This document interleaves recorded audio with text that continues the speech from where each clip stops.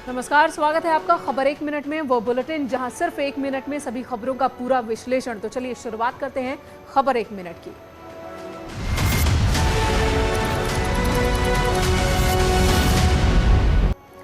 और विश्व हिंदू परिषद के बाद अब बीजेपी विधायक ने विवादित बयान दिया है। विधायक विक्रम सैनी का एक वीडियो वायरल हो रहा है जिसमें वो हिंदुओं को नसीहत दे रहे हैं।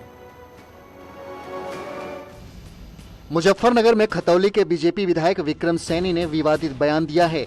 ये बयान सोशल मीडिया में भी वायरल हो रहा है। दरअसल एक सभा को संबोधित करते हुए विधायक जी ने मंच से लोगों को अपनी दुकानों में हथियार रखने की सलाह दे डाली।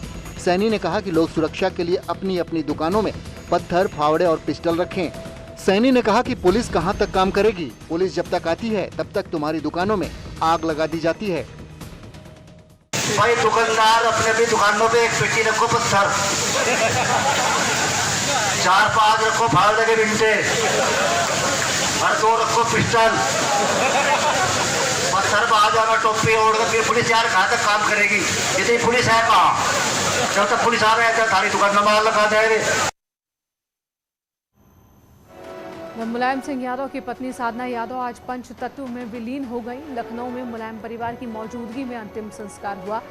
सीएम योगी आदित्यनाथ ने भी श्रद्धांजलि दी। समाजवादी पार्टी के संरक्षक मुलायम सिंह यादव की पत्नी साधना यादव का लखनऊ में अंतिम संस्कार किया गया। साधना यादव के बेटे प्रतीक यादव ने मां को मुखाग्नि दी। साधना यादव के अंतिम संस्कार में मुलायम परिवार के सभी सदस्य मौजूद रहे। अखिलेश, रामगोपाल और शिवपाल यादव भी शामिल हुए। वहीं मुलायम सिंह यादव का स्वास्थ्य खराब होने के कारण अपने कार में ही बैठे बैठे पत्नी को अंतिम विदाई दी। वहीं सीएम योगी ने भी साधना यादव को श्रद्धांजलि दी। मुलायम के आवास पर जाकर पार्थिव शरीर पर श्रद्धा सुमन अर्पित की। इस दौरान सीएम योगी और अखिलेश यादव साथ साथ दिखाई दिए। साथ ही पूर्व डिप्टी सीएम दिनेश शर्मा भी मुलायम सिंह के घर पर पहुंचे और साधना यादव को श्रद्धांजलि दी। साधना यादव का शनिवार को गुरुग्राम के मेदांता अस्पताल में निधन हो गया था। उनके पार्थिव शरीर को लखनऊ लाया गया, जिसे मुलायम सिंह के सरकारी आवास पर अंतिम दर्शन के लिए रखा गया था। लखनऊ में आज सीएम योगी आदित्यनाथ ने एशिया के सबसे बड़े मॉल का उद्घाटन किया। आज से ये मॉल ग्राहकों के लिए खुल गया है। सुशांत गोल्फ सिटी इलाके में बना ये मॉल 22 लाख वर्ग फीट में फैला है।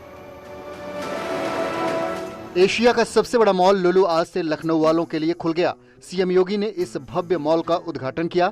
सुशांत गोल्फ सिटी इलाके में बना ये मॉल 22 लाख वर्ग फीट में फैला हुआ है। इस मॉल में हाइपर मार्केट, गेमिंग जोन और 11 सुपरप्लेक्स मौजूद हैं, जो ग्राहकों के लिए आकर्षण का केंद्र हैं। सीएम योगी ने उद्घाटन के बाद इस मॉल का निरीक्षण भी किया। व्हील कार्ट के जरिए सीएम योगी ने मॉल का जायजा लिया। लुलु मॉल लखनऊ का 5वां शॉपिंग मॉल है। ये मॉल लखनऊ के साथ साथ पड़ोसी शहरों के लिए भी अच्छा डेस्टिनेशन है। दरअसल लखनऊ में इस बड़े मॉल को बनाने की घोषणा इन्वेस्टर समिट में हुई थी। कोविड के बाद इस मॉल को कम से कम समय में पूरा कर लिया गया है। आगरा के जिला जेल में 6 साल की मासूम बच्ची का जन्मदिन मनाया गया। बच्ची की मां जेल में बंद है। जैसे ही जेल मंत्री को जन्मदिन की जानकारी हुई तो उन्होंने जेल में जाकर इस बच्ची का जन्मदिन मनाया। जश्न किसी और का नहीं बल्कि 6 साल की मासूम बच्ची का जन्मदिन मनाया गया है। मौके पर पहुंचे जेल मंत्री धर्मवीर प्रजापति ने बच्ची को आशीर्वाद के साथ कई गिफ्ट भी दिए। एक बच्ची का जो 6 साल की थी, मुझे कल हमारे जेल के अधीक्षक ने बताया कि एक बच्ची है सर, और वो 6 साल की राधिका, उसका जो है जन्मदिन है। तो मैंने कहा मैं जरूर आऊँगा और बच्चे के लिए हमारे इन महिला कल्याण फाउंडेशन के माध्यम से इन्होंने जो बच्चों को कपड़े दिए हैं, 2 जोड़ी कपड़े और मिठाई मैं भी लेकर के आया हूँ। दरअसल जेल में बंदियों और कैदियों के हुनर को बढ़ावा देने के लिए योगी सरकार कई कदम उठा रही है। जो बंदी और कैदी किसी कला या हस्तकला में निपुण हैं, उनको प्रोत्साहन देने के लिए योगी सरकार कई योजनाएं चला रही है।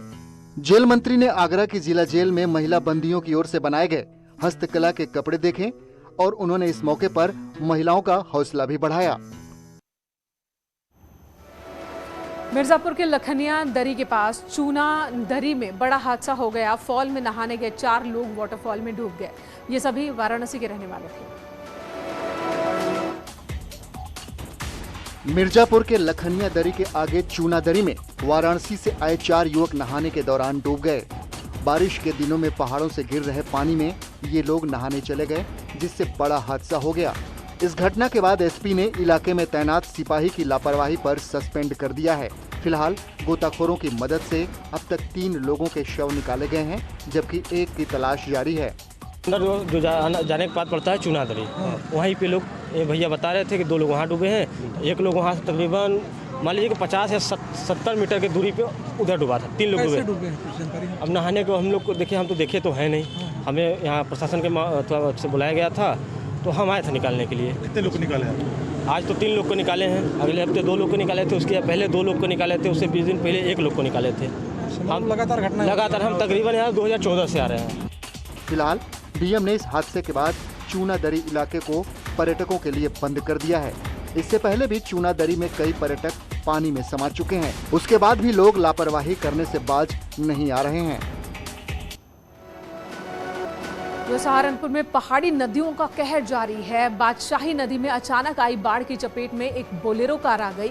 बहाव इतना तेज था कि कार को पानी के बीच धार में बहा ले गई। सहारनपुर के बादशाही बाग नदी में फंसी हुई कार का वीडियो सामने आया। इस वीडियो में दिख रहा है कि लोग कैसे बोलेरो कार को रस्सी के जरिए नदी से बाहर निकालने की कोशिश कर रहे हैं, लेकिन नदी का बहाव इतना तेज था कि लोग अपनी इस कोशिश में कामयाब नहीं हो पाए। हालांकि कार में बैठे सभी लोगों को सुरक्षित बाहर निकाल लिया गया। दरअसल बरसात के दिनों में सहारनपुर में पहाड़ी नदियों में अचानक उफान आ जाता है। जब तक लोग समझ पाते तब तक बहाव की चपेट में आ गए थे। फिलहाल पहाड़ों पर तेज बारिश के बाद मैदानी इलाकों में नदियां उफान पर हैं। आपको भी इन नदियों से सावधान रहने की जरूरत है, क्योंकि इन नदियों में पानी की तेज धार कब आ जाए किसी को पता नहीं।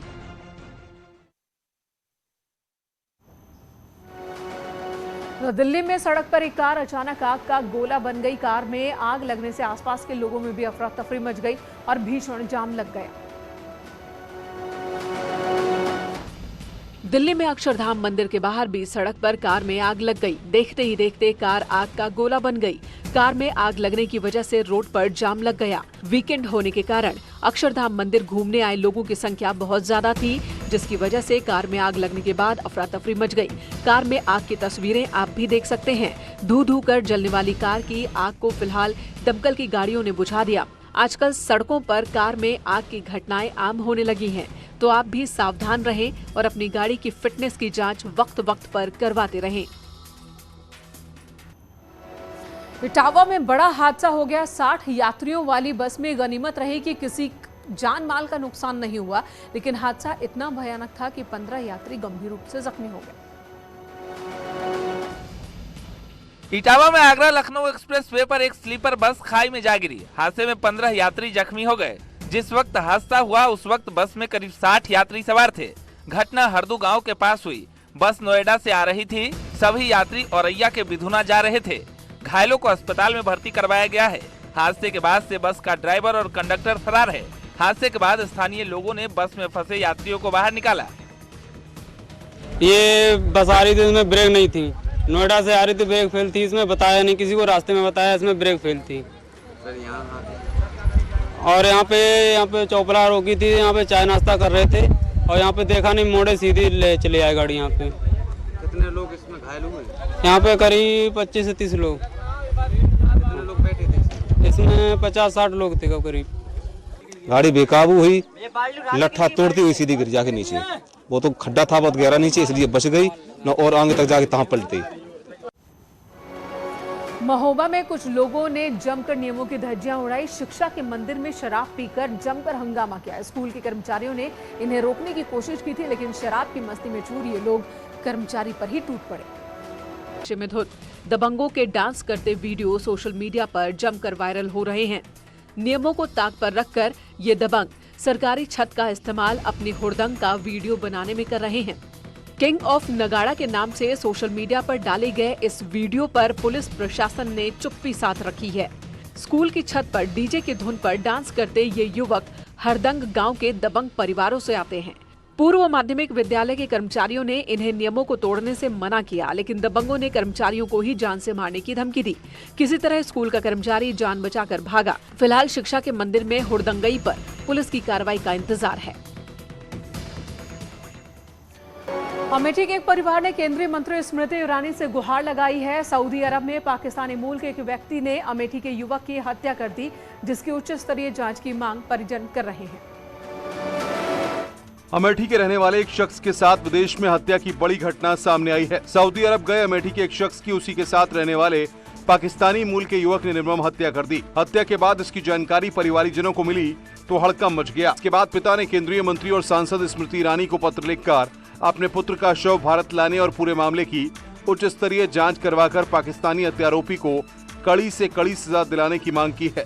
जंग बहादुर नौकरी के सिलसिले में 2017 में वीजा लेकर सऊदी अरब गया था। सऊदी अरब में जंग बहादुर बतौर ड्राइवर की नौकरी करता था। देखिए, रजनीशपुर के वारिसगंज टंडल गांव के रहने वाले जंग बहादुर यादव जी, जो कि 2017 से सऊदी अरब रियाद में रह रहे थे, 6 तारीख को उनके परिजनों को सूचना प्राप्त हुई कि उनके साथ ही काम कर रहे पाकिस्तानी ड्राइवर ने ही उनकी रियाद में हत्या कर दी। ये सूचना जब उन्होंने अमेठी प्रशासन को दी तो हम लोग उनके घर गए, हम और SDM साहब, और उनका साहस बांधा और विधिक प्रक्रिया के तहत शव को जल्दी से जल्दी हिंदुस्तान वापस लाने का आश्वासन दिया। पहाड़ों पर बारिश का सितम जारी है। नदियां और नाले उफान पर हैं। तस्वीरें जोशीमठ से आई हैं, जहां पर रोड बंद होने के बाद सड़कों पर वाहनों की लंबी कतार लग गई। लोग जान जोखिम में डालकर नाले को पार कर रहे हैं। जोशीमठ के पास लामबगड़ नाला एक बार फिर से उफान पर है। ये मार्ग बद्रीनाथ धाम की ओर जाता है। नाला तेज बारिश के बाद से ही उफान पर है, लेकिन उफान के बावजूद कई लोग अपनी जान जोखिम में डालकर गाड़ी पार करा रहे हैं। आप तस्वीरों में देख सकते हैं, एक के बाद एक लगातार गाड़ियां नाले को पार करती हुई जा रही हैं। ऐसे में कभी भी कोई बड़ा हादसा हो सकता है।